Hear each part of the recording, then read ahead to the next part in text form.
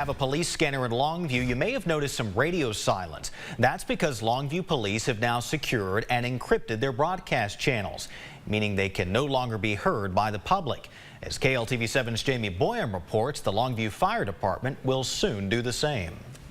Longview Police Public Information Officer Ladarian Brown says securing radio signals has been a long time coming. It's called encryption, and the reason why we needed to go to encrypted radio traffic simply because we want to protect the information of the citizens and any private information that may go across the air.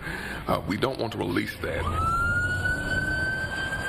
He also says it's about safety. This is just a way to provide an element of safety and security for not just the officers, but also the general public as a whole.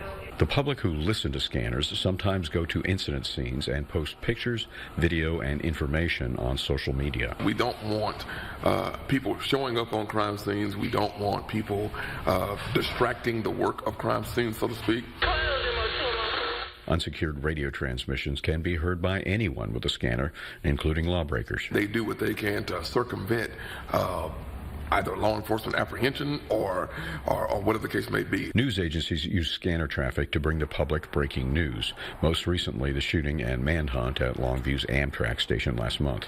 The scanner has also gone silent for the media. We're still going to provide you all with proper information, with clear information. We're still going to have that element of transparency. Other police departments around the country are doing the same thing.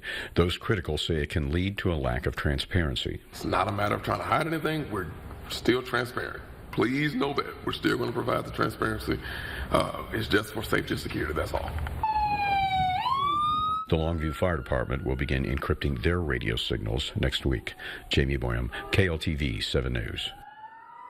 We reached out to the Tyler Police Department about radio encryption. They told us the Tyler Police Department does not and chooses not to encrypt our radios.